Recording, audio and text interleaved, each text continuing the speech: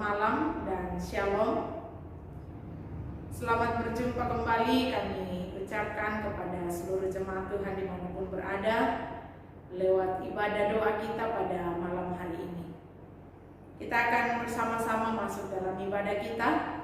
Mari kita bersama-sama memuji Tuhan dengan menyanyikan pujian, kunaikan syukur padamu Yesus.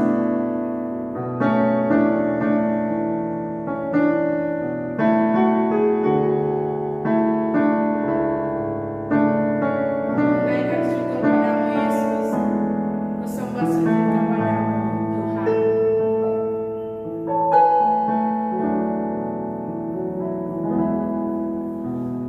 Naikkan syukur padamu Yesus, ku sembah sujud kepadamu Tuhan, di hadapan tahta kemuliaan-Mu, ku tinggikan, ku agungkan selamanya. Segala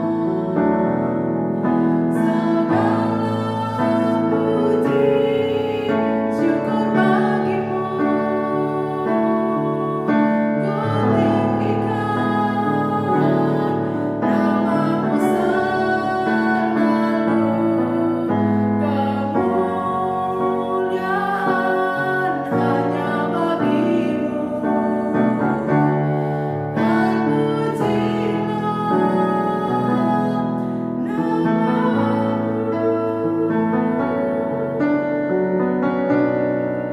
Mari sama-sama kita ulangi pujian ini. Kita katakan bahwa kunaikan syukur padamu Yesus, ku sembah sujud kepadamu Tuhan.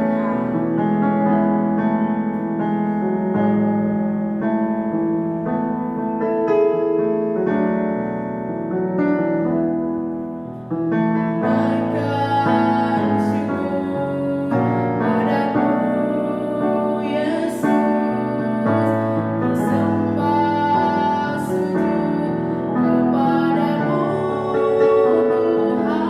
Tuhan, di hadapan tahta kemuliaan-Mu, ku tinggikan, ku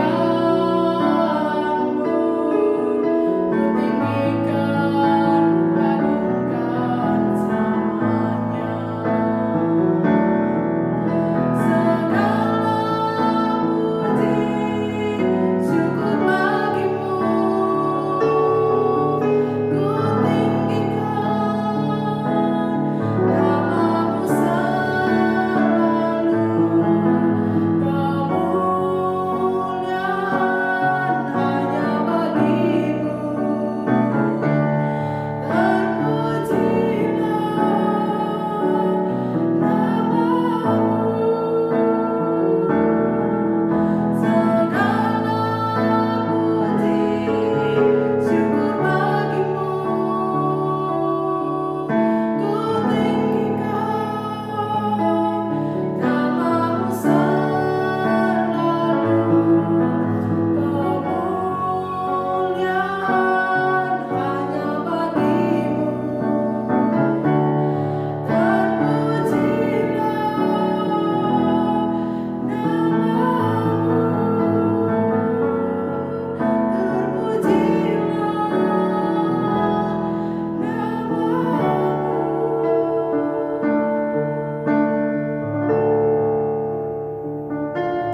Mari kita tunduk kepala, kita masuk dalam doa pembukaan kita berdoa.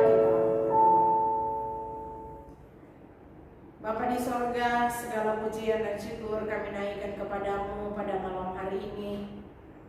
Terima kasih untuk segala kebaikan-kebaikan Tuhan, berkat-berkat Tuhan, pertolongan Tuhan yang selalu nyata dalam kehidupan kami. Kami boleh nikmati dari hari ke hari sampai pada malam hari ini. Kami mengucap syukur Tuhan kalau pada malam hari ini Tuhan memperkenankan kami untuk kami boleh ada di hadirat-Mu bersama-sama dengan seluruh jemaat Tuhan, bersekutu menyembah Tuhan, memuliakan Tuhan, akan menaikkan doa-doa kami, melalui ibadah persekutuan doa kami pada malam hari ini. Karena itu ya Bapa di sorga, kami datang bawa dan serahkan sepenuhnya ke dalam tangan-Mu rangkaian ibadah doa kami pada malam hari ini, dari awal sampai selesainya. Biarlah kiranya jadi di dalam nama Allah Bapa, di dalam nama Tuhan Yesus Kristus, dan oleh tuntunan Roh Kudus. Haleluya. Amin. Mari kita lanjut dalam pujian kita. Sebelum kita bersama-sama mendengarkan renungan firman Tuhan pada malam hari ini, mari kita memuji Tuhan dengan menyanyikan nyanyian kemenangan iman nomor 99, Ambil Kesempatan Untuk Sucilah.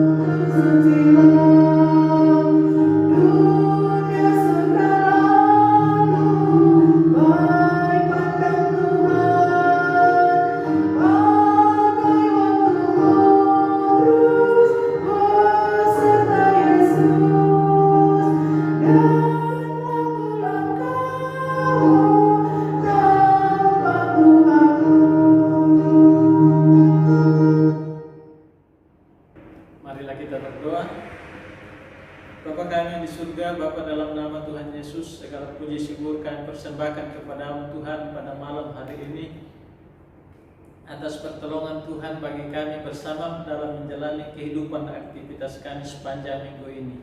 Saat ini kami ada di hadirat Tuhan dan siap untuk merenungkan bahagian firman Tuhan. Kami mohon urapan Tuhan menolong kami bersama, sehingga firman-Mu menjadi bahagian kami, menjadi pengalaman pribadi kami masing-masing, yaitu mengalami pembaruan dari Tuhan. Berbicaralah kepada kami umat-Mu ya Tuhan, karena kami telah siap mendengarnya. Demi nama Tuhan Yesus kami berdoa. Amin. Selamat malam dan salam sejahtera untuk kita sekalian. Segala puji syukur kita persembahkan kepada Tuhan pada malam hari ini atas pertolongannya bagi kita dapat bersama-sama berada dalam ibadah persekutuan doa kita. Dan sebelum kita menyampaikan doa syukur permohonan kita kepada Tuhan, marilah kita bersama membuka firman Tuhan sebagai landasan doa kita. Mari kita membuka firman Tuhan dari 2 Tawarik pasal 30 ayat 18 sampai dengan ayat yang ke-27. 2 Tawarik pasal 30 ayat 18 sampai 27, ada 10 ayat yang saya bacakan untuk kita. Mari kita perhatikan bersama-sama di Alkitab kita. Demikian firman Tuhan.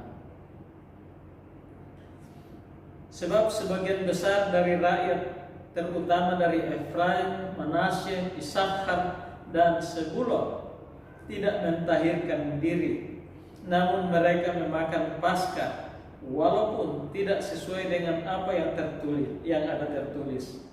Tetapi Hizkia berdoa untuk mereka, katanya, Tuhan yang baik itu kiranya mengadakan pendamaian bagi semua orang yang sungguh-sungguh berhasrat mencari Allah, yakni Tuhan, Allah nenek moyangnya, walaupun ketahiran mereka tidak sesuai dengan tempat kudus. Tuhan mendengar Hizkia dan membiarkan bangsa itu selamat. 7 hari lamanya orang Israel yang berada di Yerusalem merayakan hari raya roti tidak beragi dengan kesukaan yang besar, sedang orang-orang Lewi dan para imam setiap hari menyanyikan puji-pujian bagi Tuhan dengan sekuat tenaga. Hizkia mengucapkan kata-kata pujian kepada semua orang Lewi yang menunjukkan akal budi yang baik dalam melayani Tuhan. Demikianlah orang memakan makanan perayaan selama 7 hari sambil mempersembahkan korban keselamatan dan mengucap syukur kepada Tuhan Allah nenek moyang mereka. Kemudian seluruh jemaah sepakat untuk berhari raya 7 hari lagi. Lalu mereka berhari raya 7 hari lagi dengan sukaria. Sebab Hizkia Raja Yehuda telah menyumbangkan kepada jemaah 1.000 ekor lembu jantan dan 7.000 kambing domba. Juga para pemimpin menyumbangkan kepada jemaah 1.000 ekor lembu jantan dan 10.000 ekor kambing domba. Dan sebagian besar dari para imam telah menguduskan diri. Seluruh jemaah Yehuda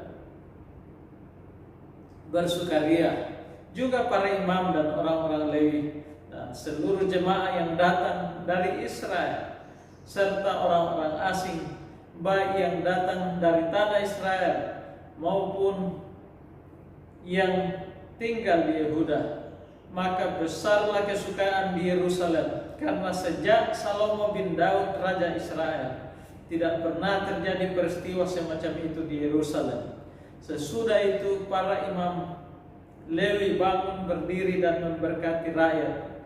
Suara mereka didengar Tuhan dan doa mereka sampai ke tempat kediamannya yang kudus di surga. Amin. Demikian jawab bacaan firman Tuhan untuk kita. Yang berbahagia Allah mereka yang mendengarkan firman Tuhan dan melakukannya dalam kehidupannya sehari-hari. Pemulihan umat Allah di tengah krisis, itulah pokok renungan yang akan kita renungkan pada malam hari ini. Saudara-saudara yang kekasih dalam Tuhan, kadang-kadang kita dalam menjalani kehidupan yang mapan, seringkali ada hal-hal yang mendasar yang kemudian terhilang. Lalu kita fokus kepada hal-hal tertentu yang menjadi niat dan tekad kita dalam kehidupan ini.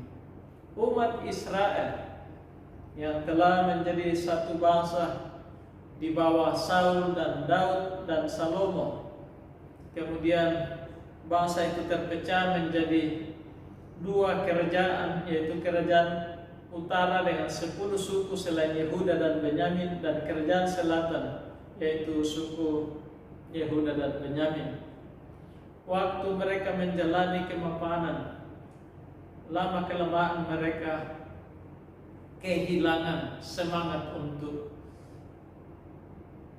mengiring Tuhan, untuk melayani Tuhan. Apa yang terjadi? Fungsi bait Allah kemudian terbengkalai waktu itu. Dari pergantian raja ke raja, ada berbagai hal yang kemudian terhilang. Lalu mereka kemudian mengalami krisis multidimensi, sebagaimana yang dialami oleh umat manusia pada masa kini. Saudara-saudara yang dikasih dalam Tuhan, pada waktu Hizkia memulai pemerintahannya sebagai raja atas kerajaan Yehuda, ia memulainya dengan mencari Tuhan. Ia memulainya dari bait Allah. Dan oleh karena selama ini bait Allah tidak difungsikan sebagaimana mestinya, para imam orang Lewi sudah meninggalkan tugas yang seharusnya dikerjakan demi mencari nafkah pada waktu itu. Maka waktu Hizkia memulai tugasnya, ia mencari Tuhan, dan bait suci menjadi perhatian dia pada waktu itu. Ia memulai pembaharuan rohani di kerajaan Yehuda pada waktu itu, dan ia menjauhkan penyembahan berhala. Ia menghancurkan tiang-tiang berhala pada waktu itu, dan mengajak umat Tuhan untuk kembali kepada Tuhan. Inilah yang positif, yang baik yang dialami selama masa pemerintahan Hizkia, yang juga menjadi pelajaran kita bersama.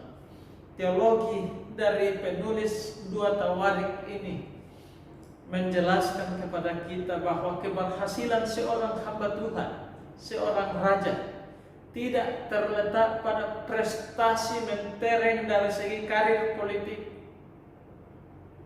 juga pencapaian-pencapaian harta benda, tetapi bagaimana ia berkenan kepada Tuhan, menjalankan tugas tanggung jawabnya sebagai hamba Tuhan. Dan itu dipahami benar oleh Hizkia pada waktu itu, sehingga ia mulai mengadakan pembaruan rohani. Ia memanggil umat Tuhan untuk kembali kepada Tuhan. Dan pada saatnya tibalah waktunya untuk perayaan Paskah. Dan oleh karena ini sudah tidak biasa dilakukan di kalangan umat Israel, dan ini butuh persiapan, maka mereka tidak dapat merayakan Paskah pada bulan pertama pada hari ke-14. Karena banyak hal yang perlu dipersiapkan, termasuk pentahiran dari setiap imam, orang Lewi, dan umat yang akan mengikuti perayaan Paskah waktu itu. Akhirnya mereka merayakan Paskah pada bulan kedua di hari ke-14, sebagaimana dalam bilangan 9 bahwa hari perayaan Paskah itu pada bulan pertama hari ke-14, tetapi bagi mereka yang tidak tahir sehingga tidak dapat datang merayakan Paskah pada waktu itu, mereka dapat datang pada bulan kedua hari ke-14. Dan itulah yang mereka lakukan. Dan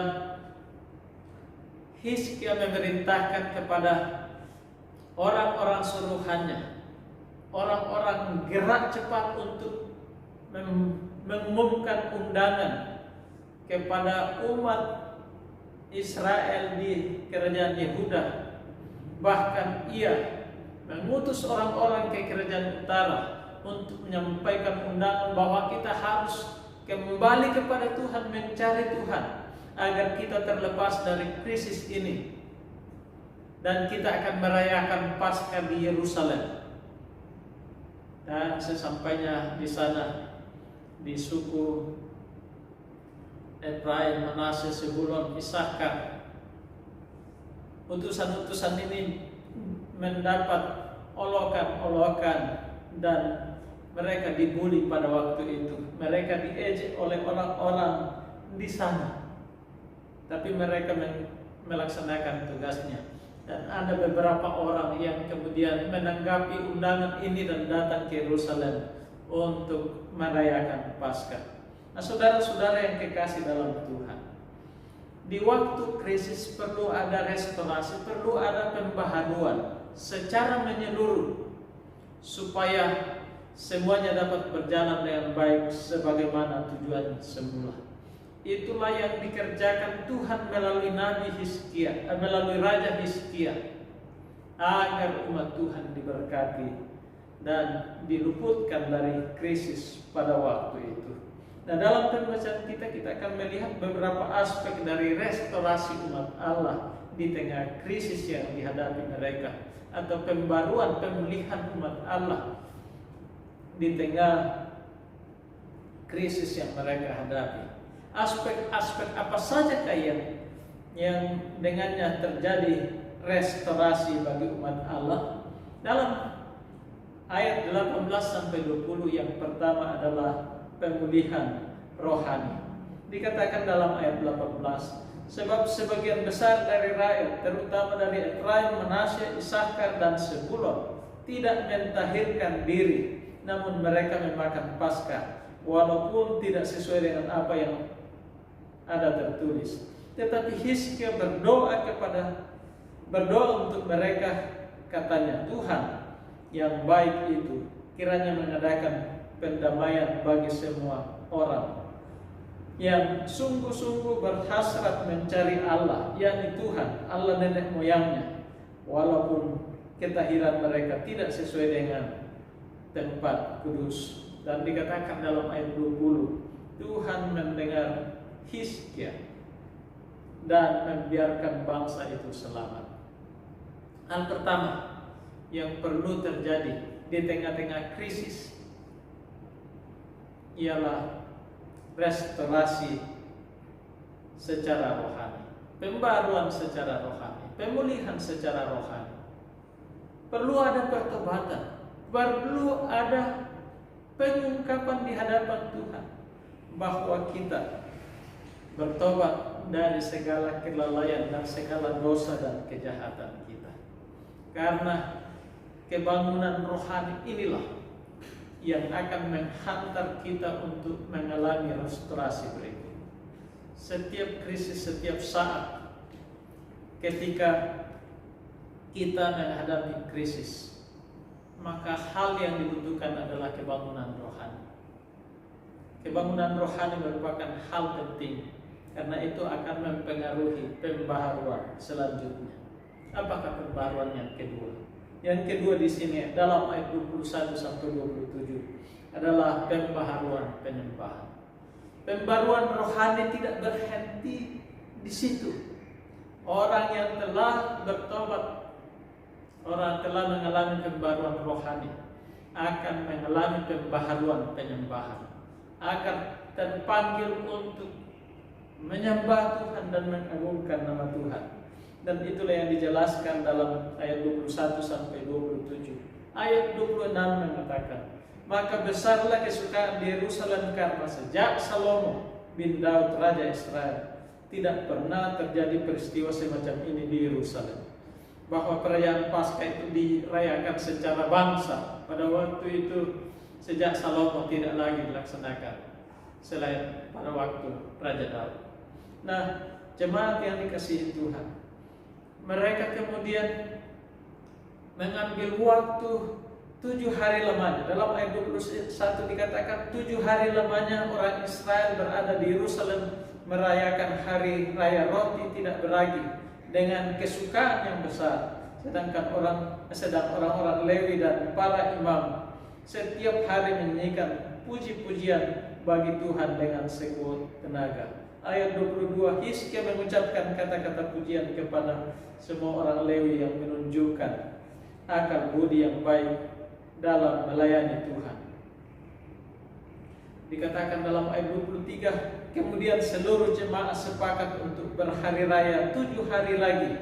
Lalu mereka berhari raya 7 hari lagi dengan sukaria. Penyembahan berupa pengagungan Tuhan, memuliakan Tuhan, memuji Tuhan, bersyukur kepadanya, berdoa kepadanya. Itu hal penting bagi kehidupan seorang yang telah mengalami pembaharuan rohani. Itu adalah kedekatan kita kepada Tuhan dan itu perlu dilakukan. Pembaharuan yang kedua adalah pembaharuan dalam penyembahan. Yang ketiga, selain pembaharuan rohani dan pembaharuan penyembahan, hal yang harus terjadi adalah pembaharuan pelayanan atau restorasi pelayanan. Ayat 22 mengatakan, Hizkia mengucapkan kata-kata pujian kepada semua orang Lewi yang menunjukkan akal budi yang baik dalam melayani Tuhan. Demikianlah orang memakan makanan perayaan selama 7 hari sambil mempersembahkan korban keselamatan dan mengucapkan syukur kepada Tuhan Allah nenek moyang mereka. Para pelayan di bait Allah menunjukkan akal budi yang baik dalam melayani Tuhan. Selama ini mereka mengabaikan tugas dan tanggung jawab pelayanan mereka di bait Allah. Kemungkinan besar karena mereka harus mencari nafkah untuk penghidupan mereka. Karena umat Tuhan waktu itu sudah mengabaikan peranan bait Allah. Apalagi membawa perpuluhan, membawa buah sulung, membawa persembahan-persembahan ke dalam bait Allah. Dan karena itu di sana terjadi krisis. Tetapi saat ini mereka sudah melayani Tuhan di bait Allah. Ada pembaharuan pelayanan pada waktu itu, dan mereka bukan saja orang Lewi dan imam-imam yang melayani Tuhan, bahkan umat Allah mengalami kegerakan untuk melayani Tuhan.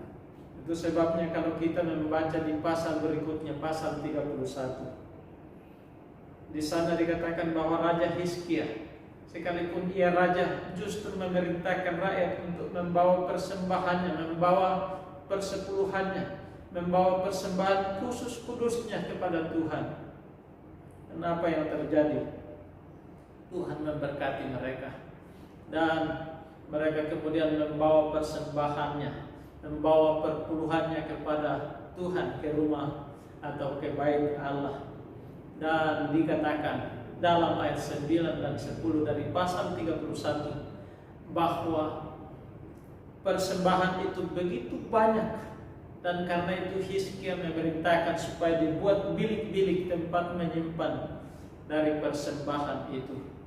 Dan imam-imam mengatakan, kami telah makan dengan kenyang, tetapi masih banyak persediaan yang ada.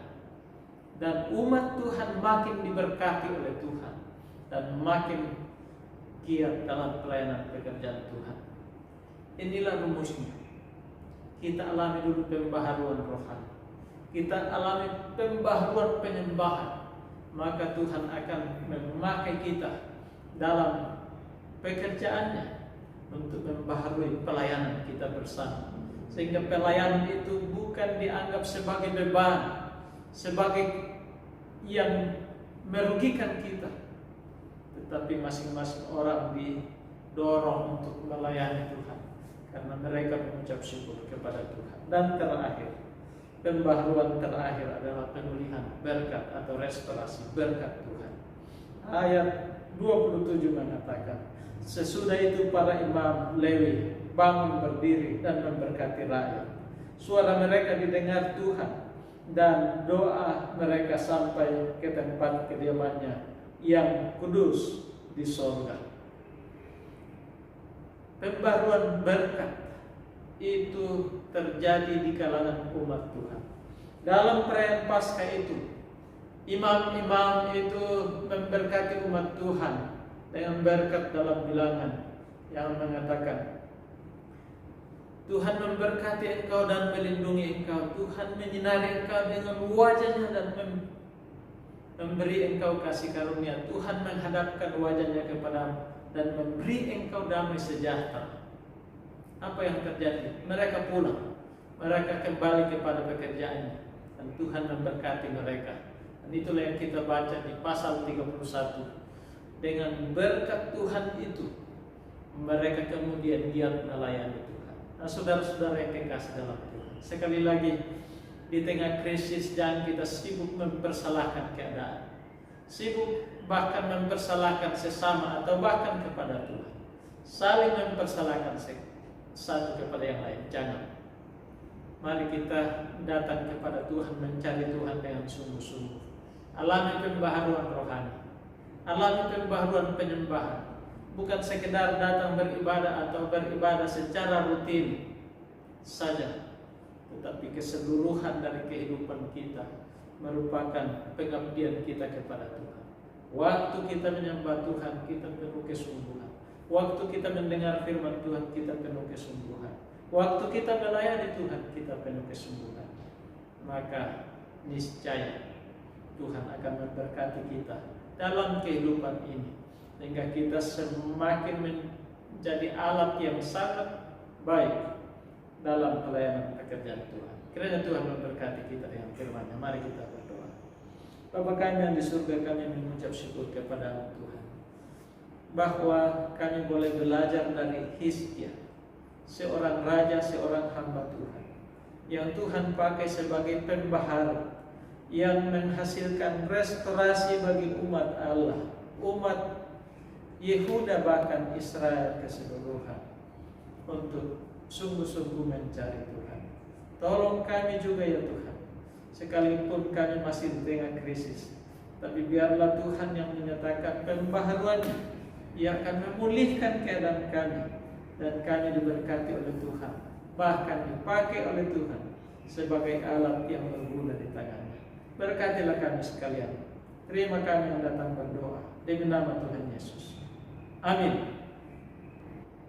Selanjutnya kita akan masuk dalam doa bersama yang seperti biasa nanti akan dipimpin oleh salah seorang anggota keluarga di tempat masing-masing. Sebelumnya kami akan menyampaikan pokok-pokok doa tambahan untuk kita akan doakan bersama pada malam hari ini.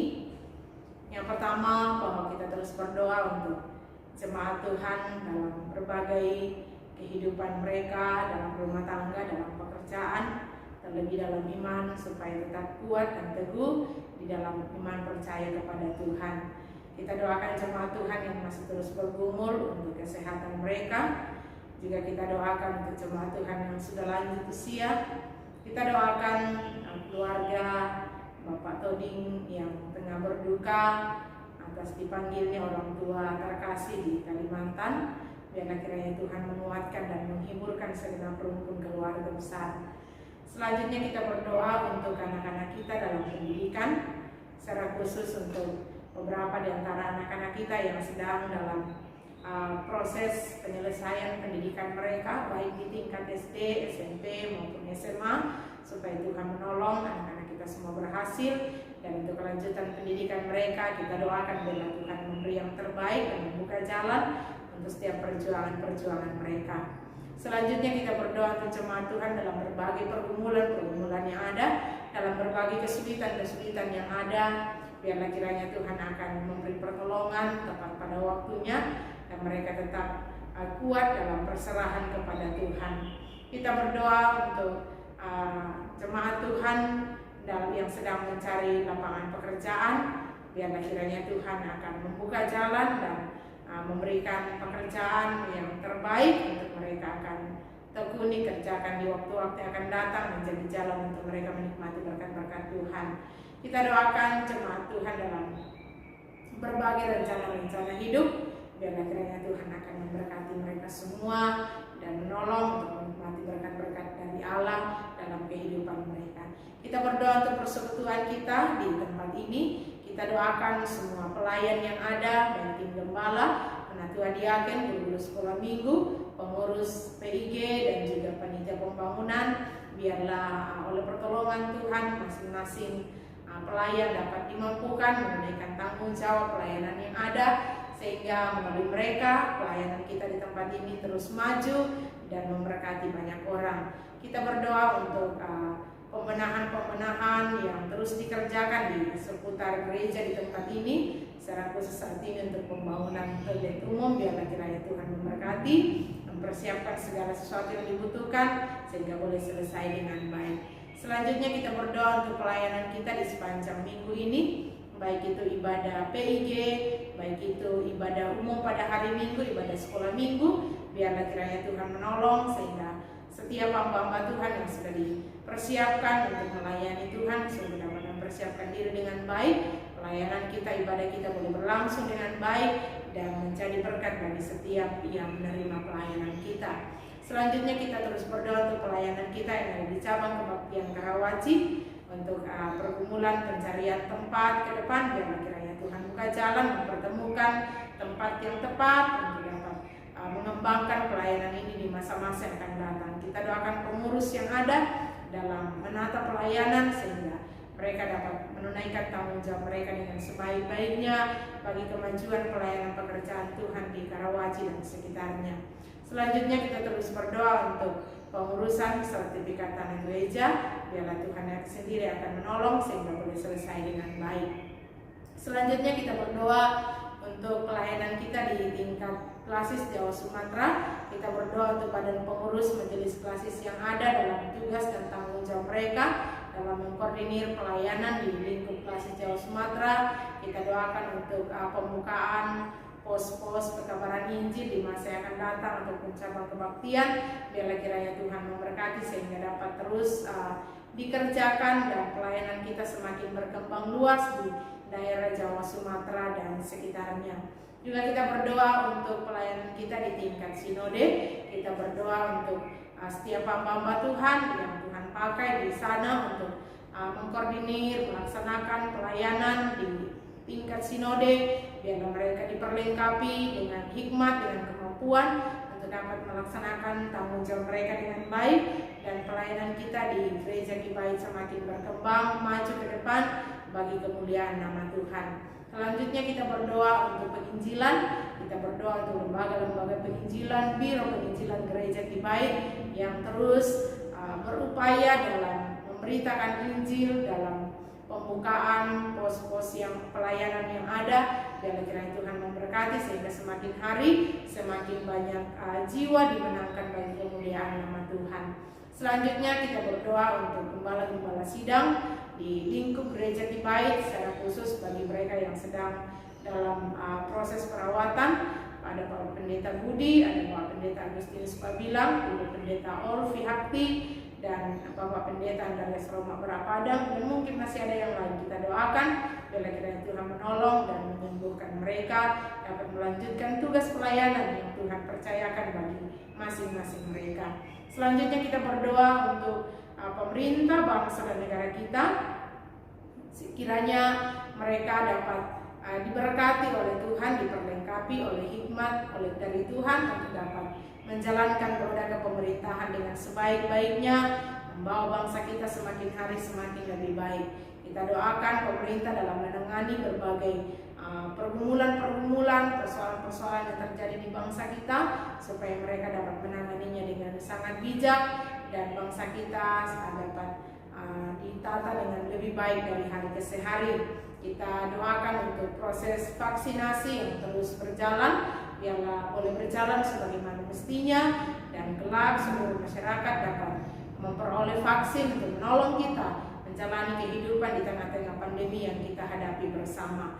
Kita berdoa untuk setiap kita supaya tetap kuat dalam iman dan tetap terpelihara dalam tangan kasih Tuhan. Dan ini bahan-bahan doa untuk kita akan doakan bersama pada malam hari ini, menambahkan pokok-pokok doa Bapak Ibu di tempatnya masing-masing. Kami silakan untuk mengambil alih sejenak persekutuan doa ini untuk berdoa bersama-sama di tempatnya. Dan tayangan ini bisa dihentikan, nanti setelah selesai boleh dilanjutkan kembali untuk kita dapat menyelesaikan persekutuan doa kita pada malam hari ini. Disilakan kepada kita untuk berdoa bersama di tempatnya masing-masing.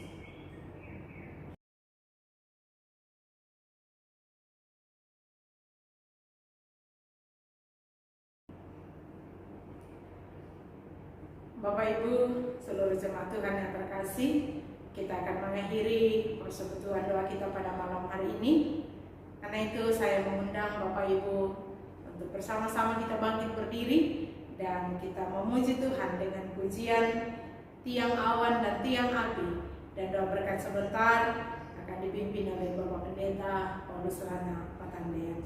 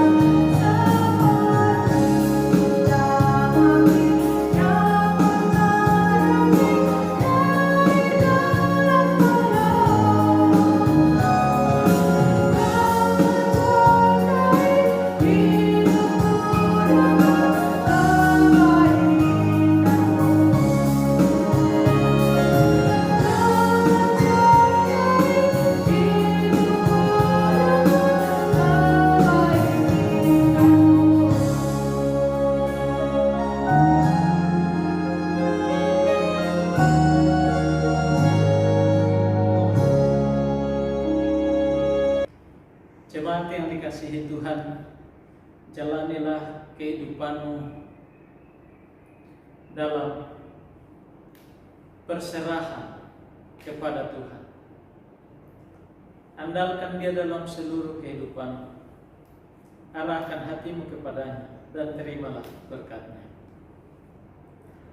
Tuhan memberkati engkau dan melindungi engkau. Tuhan menyinari engkau dengan wajah-Nya dan memberi engkau kasih karunia.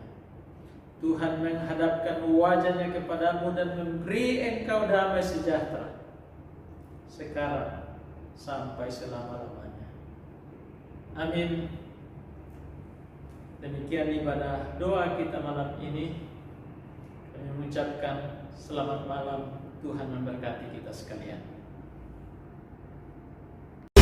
Tak ada lembah kelam yang tak ku lewati tanpa hadirmu. Hatiku takkan gentar, sebab ku tahu tanganmu yang menopang.